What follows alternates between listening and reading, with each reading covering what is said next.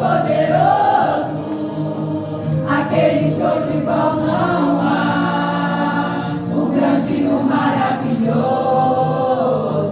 Ah, como é bom saber que Deus se faz presente entre nós, e como o som de muitas águas, nós já ouvimos sua voz.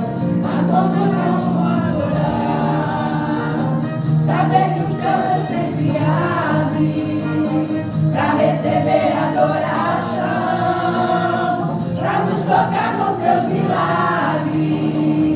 Aquele que merece glória, glória, glória, aquele que merece honra, honra, honra. A igreja canta em alta voz, diga Cordeiro de Deus, aquele que merece glória.